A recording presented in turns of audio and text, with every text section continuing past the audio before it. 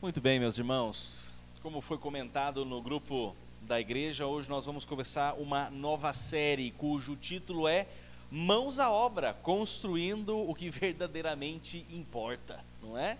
E o primeiro desafio aqui nessa série é achar o livro correspondente, que é o livro de Ageu, ok? Então abra sua Bíblia no livro do profeta Ageu. Não sei se vai facilitar para você, mas está entre Sofonias e Zacarias, tá bom? É o tipo de livro que tudo bem, você pode olhar no índice, dessa vez pelo menos ninguém vai te julgar. É um livro difícil de achar porque ele é bem pequenininho, tem apenas 2 capítulos, Ageu, mas é muito rico, muito interessante. E antes de ler propriamente o texto, e hoje eu quero ler do primeiro até o versículo 11, é importante que nós pensemos e falemos um pouco sobre o contexto histórico desse livro, para assim você se localizar, assim você se ambientalizar no que diz respeito à história desse livro. Queridos, a história aqui diz respeito ao ano 538, logicamente antes de Cristo. Toda a data que eu mencionar aqui é tudo antes de Cristo. No ano 538 a.C., o rei Sírio da Pérsia promulgou um decreto que permitia que todos os judeus exilados lá na Babilônia pudessem então retornar para a Terra Prometida, retornar para Jerusalém e reconstruir o templo. Se você ler a história de Neemias, é a reconstrução dos muros. Aqui nós estamos falando da reconstrução do templo. E esse pessoal, em torno de 50 mil judeus, liderados pelo governador Zorobabel, recebem essa missão de reconstruir a casa do Senhor.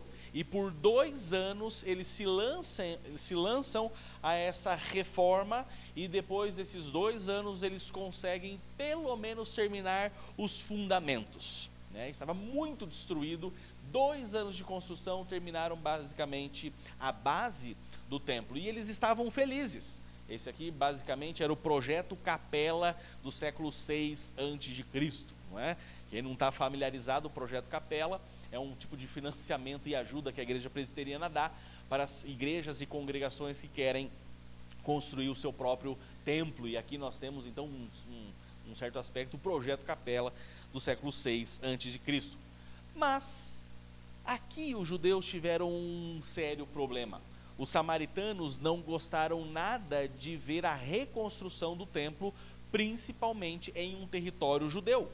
Eles sabiam que isso implicaria em problemas tanto políticos como religiosos. O impacto seria enorme na mentalidade e na ideia dos samaritanos. E tanto eles fizeram, tanto eles reclamaram, que a obra foi paralisada. E o templo ficou assim, incompleto, em ruínas. E a obra ficou parada até o ano 522. Isso significa que por 16 anos o templo ficou inacabado. Por 16 anos a adoração a Deus foi impactada porque eles pararam de trabalhar.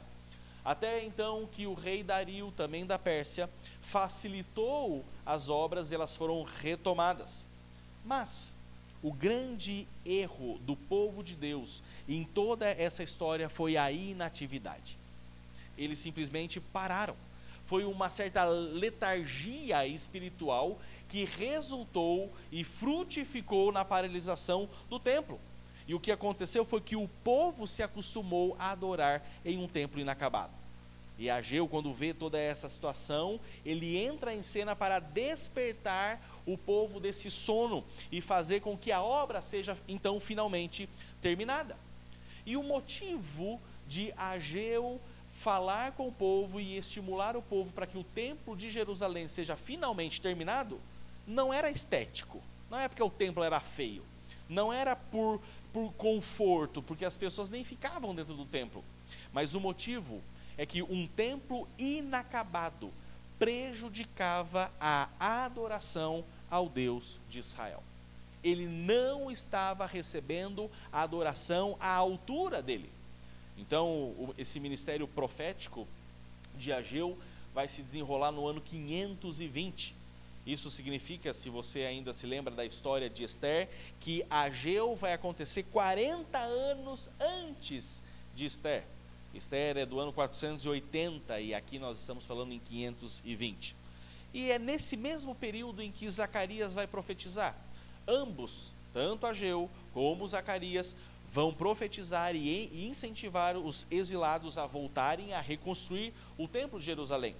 E é muito provável que o próprio Ageu tenha visto o templo de Salomão em toda a sua glória, o que implicaria que esse homem já tinha mais de 70 anos. E por fim, tanto Ageu como Zacarias, os 50 mil judeus e o rei Dario tiveram um sucesso.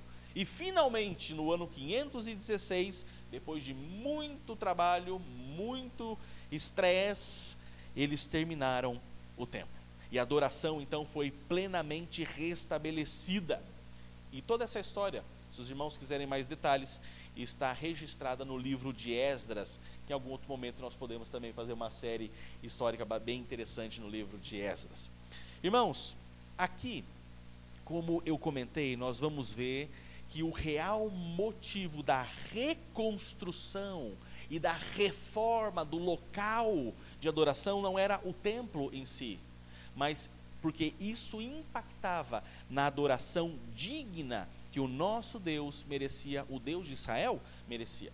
E nós precisamos aprender exatamente isso, que muitas e muitas vezes as nossas ações exteriores para com as coisas de Deus reflete o que está dentro do nosso coração, aponta para a nossa disposição interna para trabalhar e nos doar para as coisas de Deus. Eu quero dizer, meus irmãos, que o motivo de Jerusalém não ter terminado o seu templo naquela época apontava para um esfriamento espiritual da nação de Israel. Isso era muito grave. E o fato de reconstruir o templo de Jerusalém, então apontava para um reavivamento espiritual e uma melhor disposição tanto de servir, adorar e louvar o nome do Deus Yahvé. O importante não era o edifício em si. O que importava era o que o edifício representava. O edifício inacabado representava algo ruim que estava no coração do povo, e o edifício do templo terminado simbolizava um recomeço e um fogo que nascia no coração de cada um deles. No passado, em tudo isso que nós estamos vivendo aqui na igreja, é um momento muito oportuno que vai nos servir de ilustração para o que o povo de Deus estava vivendo. Toda essa situação de reforma ou construção do forro, nós vamos ver uma construção lá e vamos falar sobre construir coisas aqui, e será uma ótima ilustração para entender o que está acontecendo aqui na história de Ageu. Mas eu quero relembrar os irmãos que esse investimento, tanto que eles estavam fazendo, como nós também estamos fazendo aqui, ao melhorar a casa de adoração e de oração, não é para o nosso conforto, não é para a estética, é para a glória e adoração adequada ao nosso Deus que merece. Tendo esse pequeno panorama histórico, olha aí para Ageu e acompanhe a leitura do primeiro versículo até o 11, que diz o seguinte: No primeiro dia do 6º mês, o 2º ano do reinado de Dario, a palavra do Senhor veio por meio do profeta Ageu ao governador de Judá Zorobabel, filho de Seatiel, e ao sumo sacerdote Josué, filho de Zeozadaque, dizendo, só um parêntese aqui, esse Josué não é o Josué da história de Josué, depois de Moisés. Aqui existe um vácuo temporal, um espaço temporal de mais de 800 anos. O nome é o mesmo, o personagem é outro. Era um nome muito comum naquela época, ok? Dizendo, assim diz o Senhor dos Exércitos, este povo afirma, ainda não chegou o tempo de reconstruir a casa do Senhor. Por isso, a palavra do Senhor veio novamente por meio do profeta Ageu. Acaso é tempo de vocês morarem em casas de fino acabamento, enquanto a minha casa continua destruída? Agora, assim diz o Senhor dos Exércitos, vejam aonde os seus caminhos os levaram. Vocês têm plantado muito e colhido pouco. Vocês comem, mas não se fartam. Bebem, mas não se satisfazem. Vestem-se, mas não se aquecem. Aquele que recebe salário, recebe-o para colocar numa bolsa furada. Assim diz o Senhor dos Exércitos. Vejam aonde os seus caminhos os levaram. Subam os montes para trazer madeira. Construam o templo, para que eu me alegre e nele seja glorificado, diz o Senhor. Vocês esperavam muito, mas para a surpresa de vocês, acabou sendo pouco. E o que vocês trouxeram para casa, eu dissipei com um sopro. E por que fiz isso? Pergunta o Senhor dos Exércitos. Por causa do meu templo que ainda está destruído, enquanto cada um de vocês se preocupa com a sua própria casa. Por isso, por causa de vocês, o céu reteu o orvalho, e a terra deixou de dar o seu fruto. Provoquei uma seca nos campos, e nos montes que atingiu o trigo, o vinho, o azeite e tudo que a terra produz, e também os homens e o gado. O trabalho das mãos de vocês foi prejudicado. Vamos orar mais uma vez? Senhor Deus, nós queremos ouvir a Tua voz. Queremos, ó Pai, que o Senhor fale aos nossos corações e que o Senhor nos ilumine para que possamos obedecer aquilo que o Senhor deixou registrado. Que o Senhor nos capacite na força do Teu Espírito, em nome de Jesus. Amém. Queridos, a palavra de Ageu é uma palavra séria, solene, e a primeira questão que nós vemos aqui, o primeiro ponto, é uma denúncia. Deus está denunciando a apatia espiritual do povo. E o resultado dessa mornidão espiritual, a prova disso era um edifício de adoração inacabado. Por isso, em primeiro lugar, o que nós vemos do primeiro versículo até o quarto é Deus denunciando a apatia espiritual. É Deus denunciando essa indiferença, essa falta de interesse, essa falta de entusiasmo. Tanto é que ele vai dizer no versículo 2, que a desculpa das pessoas: ainda não chegou o tempo de reconstruir a casa do Senhor. Era isso que o povo dizia, e era uma desculpa esfarrapada. Não, gente, não vamos reformar o templo de Jerusalém, não. Não é o momento, nós estamos focados em outra coisa, nós temos outros projetos, não é? Nós temos outras prioridades. E o mais triste, isso aconteceu lá e acontece em qualquer realidade, é que quanto mais o tempo passa, quanto mais os anos passam, os projetos, os sonhos, as ideias, elas vão envelhecendo, e para colocar essa engrenagem de novo para rodar, custa muito e é muito difícil.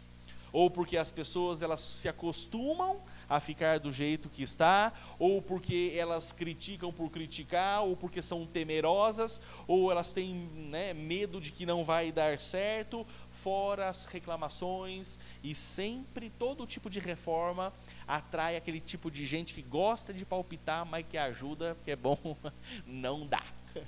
É ou não é? E essa era a situação, tanto que os samaritanos reclamaram que a obra parou. E é incrível aqui, como certas vezes nós ouvimos esse tipo de frase desmotivacional. Nossa, sério mesmo que vocês querem fazer isso aí? Nós já tentamos isso 1, 2, 3 vezes. Ixi, construção, reforma, melhoria, isso aí é bucha, só dá dor de cabeça. Há 10 anos atrás nós tentamos. Todas essas frases e conceitos pesarosos desanimam. E é ruim porque para uma palavra de desânimo, muitas vezes nós precisamos de umas 30, é ou não é? Para corrigir todo esse desânimo. Mas como crer? Aqui o povo pensando, e Ageu dizendo, como crer que não é o momento de reconstruir o templo, se Deus está abençoando e movendo o coração do rei, dando permissão? Como que o povo deveria entender que não era o momento de reconstruir o templo, se o próprio rei estava financiando? Ora, Deus estava abrindo as portas, bastava apenas arregaçar as mangas e começar. Mas foi justamente por ouvir os samaritanos desanimados e gente que rema contra, que o templo ficou 16 anos parado. 16 anos de inatividade sacerdotal, 16 anos com o povo não se consagrando, 16 anos quando a aprendizagem do povo foi prejudicada. Por 16 anos, Deus não foi adorado como ele merecia lá em Jerusalém. E a denúncia vai se tornando cada vez mais grave.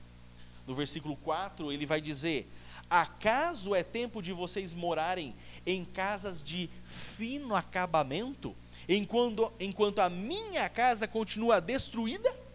Olha só o que Deus está falando. É como se Deus estivesse falando: ah, tá, então você pode morar numa casa bonita, né?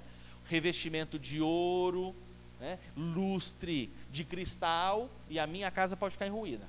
É assim, é tempo de fazer a sua, a minha não. Não é? E isso era uma tremenda de uma incoerência. O povo não podia viver dessa forma. Logicamente, o povo de Deus tinha o direito de morar em casas. Deus abençoava, Deus dava prosperidade. Mas o detalhe é que o povo estava vivendo em casa de fino acabamento. Eles se preocupavam com a própria casa, mas a casa de Deus estava em ruínas. Enquanto a casa dos adoradores era um palácio, era uma mansão, a casa do ser adorado era menos que um casebre, porque estava simplesmente nos alicerces. Isso era um tremendo erro, porque eles estavam pecando e não seguindo assim o ensinamento que o nosso mestre Jesus Cristo nos ensina em Mateus 6,33. Em Mateus 3,33, Jesus vai dizer: busquem, pois, em primeiro lugar o reino de Deus e a sua justiça, e todas essas coisas lhes serão acrescentadas. Em vez de priorizar o reino de Deus, em vez de priorizar a casa de Deus, eles estavam dando prioridade e atenção para a sua própria casa, para os seus próprios recursos, para o seu próprio conforto. As prioridades de Israel foram invertidas e isso estava resultando em um pecado grave, estava impactando na adoração. E hoje nós corremos um risco muito semelhante. Meus irmãos, muitas comunidades evangélicas, muitas igrejas não podem nem sonhar em manter um missionário no campo ou enviar uma oferta generosa porque os membros têm outras prioridades. Muitas igrejas, infelizmente, não podem nem sonhar em implantar uma nova congregação porque os membros têm outras prioridades. Muitas igrejas não podem pensar em pequenas reformas, melhorias, porque os membros têm outras prioridades. Buscar o reino de Deus, meus irmãos, significa ações práticas. Buscar o reino de Deus significa que você vai agir de acordo e vai empenhar a sua vida, o seu viver em prol do reino, com os seus recursos e os seus bens. Provérbios 3, 9 e 10 vai nos ensinar: honre o Senhor com todos os seus recursos e com os seus primeiros frutos de todas as suas plantações. Os seus celeiros ficarão plenamente cheios e os seus barris transbordarão de vinho. Quando nós colocamos Deus em primeiro lugar e quando nós lhe entregamos o que lhe é de direito, nós somos enriquecidos, em primeiro lugar, espiritualmente falando. Nós somos enriquecidos. Claro que Deus pode nos enriquecer economicamente, porque Ele é dono do ouro e da prata. Mas o enriquecimento espiritual vai acontecer quando nós o honramos, porque Ele é bom. Mas, infelizmente, se tratando aqui do povo de Israel nessa época, mais ou menos um século depois, viria o profeta Malaquias. E o profeta Malaquias denunciaria mais uma vez o povo, que eles estavam roubando o Senhor em seus dízimos e as suas ofertas. E a consequência disso foi a falta de bênção da parte de Deus. Quando o povo era fiel, Deus derramava das suas bênçãos. Quando o povo era infiel, ele retinha as suas bênçãos. A segunda parte aqui da mensagem de Ageu, a mensagem de Deus através do profeta Ageu, diz respeito ao fato de Deus começar a explicar por que as bênçãos não estavam sendo derramadas, embora eles trabalhassem muito. Era um povo que trabalhava loucamente, mas parece que quando chegava no fim do mês, o dinheiro não dava, o dinheiro evaporava. E eles se perguntavam, ué, o que aconteceu? Por isso, em segundo lugar, versículos 5 e 6, depois 9 a 11, nós temos Deus explicando o motivo dessa estagnação econômica e que eles percebiam praticamente todos os meses. Os versículos 5 e 6, Deus questiona: vejam aonde os seus caminhos os levaram. Esse verbo aqui, vejam, não tem o sentido de ver, olhar com os olhos, mas tem mais o sentido de fazer uma ponderação, de fazer uma consideração, uma meditação, uma introspecção. É como se Deus estivesse falando, gente, considerem aonde os seus caminhos os levaram, ponderem aonde vocês chegaram, observem isso, meditem, reflitam a respeito disso. É algo que nós também precisamos refletir e pensar como povo de Deus, porque muitas vezes o povo de Deus trabalha, corre atrás, mas acaba caindo na letargia espiritual, na apatia espiritual, o que vai impactar na nossa oferta, na nossa dedicação ao reino. E essa indiferença impacta a adoração, e Deus pode muitas vezes reter a bênção. Isso acontece. Será que nós não estamos estagnados em algumas áreas de nossa vida por conta da nossa infidelidade para com a obra de Deus? Observem aí o versículo 6, diz assim: vocês têm plantado muito, olha a hora extra aqui, ó, né? Olha a jornada dobrada, e colhido pouco. Vocês comem, mas não se fartam, bebem, mas não se saciam, vestem-se, mas não se aquecem. Aquele que recebe salário, recebe-o para colocar numa bolsa furada. Queridos, a aliança mosaica era bem matemático a coisa, né? Quando o povo era fiel, Deus derramava de suas bênçãos. Quando o povo era infiel, vinha muitas consequências. Quando o povo era fiel, havia paz, tranquilidade e prosperidade. Quando o povo era infiel, Deus retirava tudo isso e dava muita confusão. É o que nós observamos, por exemplo, em Levítico 26, 18 em diante. Olha que interessante. Levítico 26, 18 até o 20, que ele vai dizer: se depois de tudo vocês não me ouvirem, eu os castigarei 7 vezes mais pelos seus pecados, e lhes quebrarei o orgulho rebelde, e farei que o céu sobre vocês fique como ferro, e a terra de vocês fique como bronze. No sentido de que não vai chover e a terra não vai produzir. A força de vocês será gasta em vão, porque a terra não lhes dará colheita, nem as árvores da terra lhes darão fruto. E é exatamente isso o que o povo no tempo de Ageu está experimentando. Eles semeavam muito, colhiam pouco. Eles buscavam comida, mas eles não se sentiam satisfeitos. Eles usavam roupas, mas parecia que não estavam agasalhados, não aquecia. Parece que a renda que eles tinham não cobria as despesas. E quanto mais eles gastavam, ou melhor, quanto mais eles ganhavam, mais despesas eles tinham, como se a carteira deles tivesse um buraco por onde as moedinhas vazavam. E o motivo dessa estagnação, dessa falta de prosperidade, Deus vai dizer, dos versículos 9 a 11, vocês esperavam muito, mas agora tem pouco. Tudo que vocês trouxeram para casa, eu dissipei com o sopro. E sabe por que eu fiz isso? Porque o meu templo está destruído. Eu fiz isso porque a minha adoração está paralisada por conta de vocês. 10, por causa de vocês, o céu reteve o orvalho, a terra deixou de dar frutos, e eu provoquei até mesmo seca, que atingiu o trigo, o vinho e o azeite, de forma que todo o trabalho da mão de vocês foi prejudicado. Esse foi o motivo da falta de prosperidade do povo. Esse foi o motivo que Deus tirou a terra que tanto produzia, por causa da infidelidade. Era a ação do Senhor. Não havia prioridade nas coisas de Deus. Deus estava não apenas retendo as bênçãos, pior, ele estava jogando contra a prosperidade do povo. E por isso nós chegamos ao nosso terceiro ponto, quando Deus vai incentivar a nação a reformar o templo. Só que isso vai indicar muito mais do que uma reforma física e visível. Ele vai estimular o povo a retomar um coração devoto de adorador. O templo simplesmente vai significar algo externo, o que estava acontecendo dentro do coração do povo.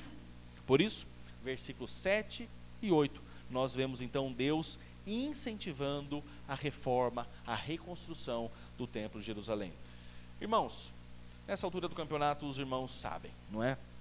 Deus não mora em casas, Deus não mora em templos, Deus não mora em palácios.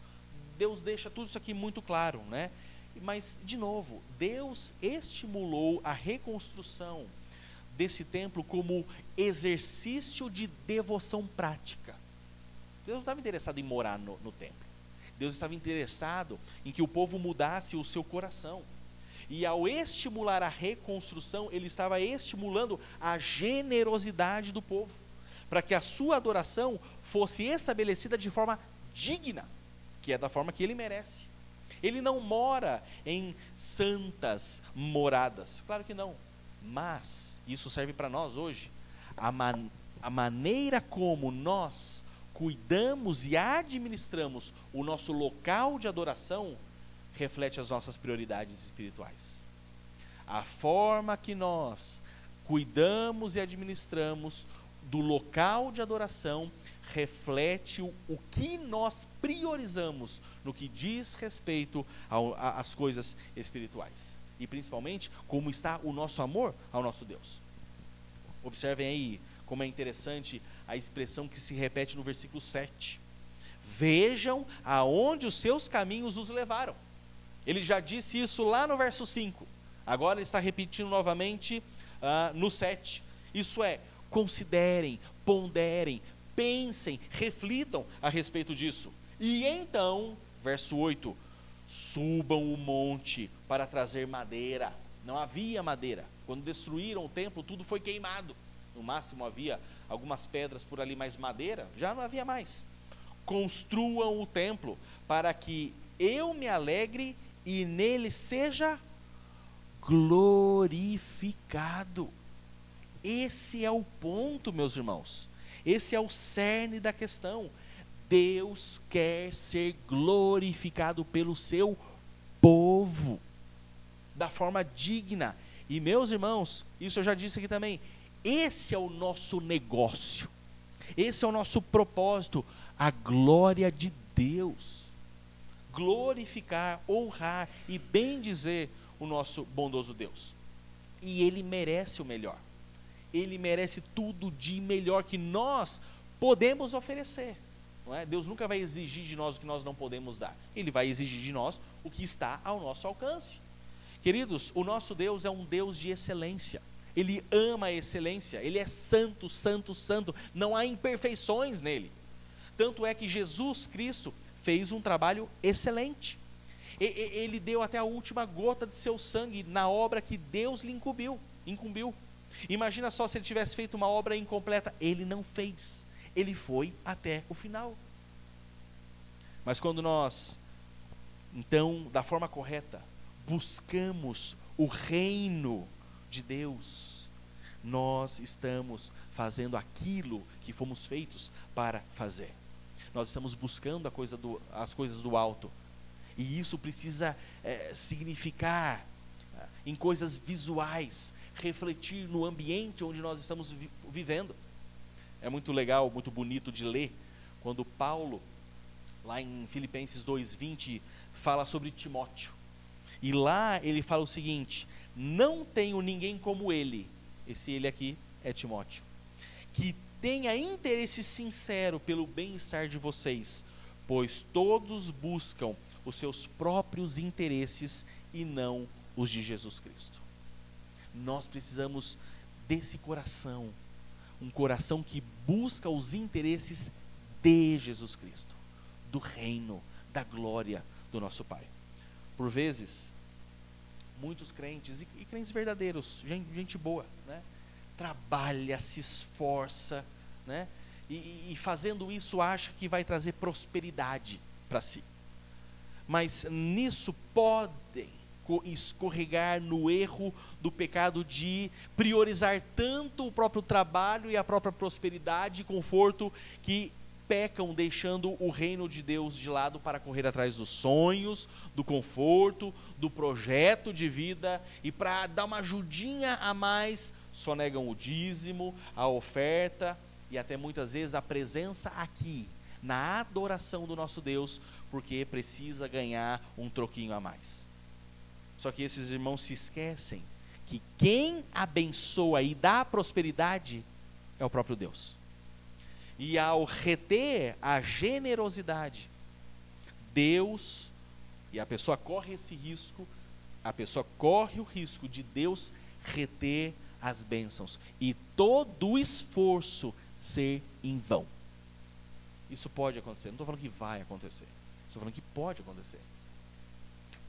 Sabe, irmãos, porque quem confia no Senhor e é fiel em suas ofertas, é fiel nos seus dízimos, justamente está fazendo um exercício de confiança no Senhor. Dizimar e ofertar, além de ser uma obrigação dos membros dessa igreja, no sustento ministerial, no sustento dessa casa, também é um exercício de fé. E como todo exercício, quanto mais você pratica, mais forte você fica. Tem gente que se mata de trabalhar, e na maioria das vezes é para não suprir necessidade, porque Deus supre as necessidades. Tem muita gente se matando de trabalhar para o extra, para o luxo, e pode cair no erro de entrar numa neura tão grande de deixar as coisas de Deus de lado. E pode ser que Deus não apenas deixe de abençoar, pode começar até mesmo a jogar contra. Da mesma forma que estava acontecendo aqui na época de Ageu. Você talvez possa trabalhar muito, mas muito, e ganhar 200 mil no mês. Oh glória, imagina? Mas é quando você chega em casa, cansado, depois de tanto trabalhar, você olha para o seu filho pequeno e ele faz assim, ó. Já era. A farmácia, o endereço da farmácia já vem na sua cabeça, né? Depois de tanto esforço, tanto ralar, você entra no seu carro, põe a chave, vira, painel nem acende, né? Depois de tanto esforço, tanto ralar, de repente o WhatsApp pisca, é aquele credor que você achou que já tinha morrido, que tinha esquecido do assunto, te perdoado, deixado para lá, e ele só manda, e aí sumido, não é? Pode acontecer, pode acontecer.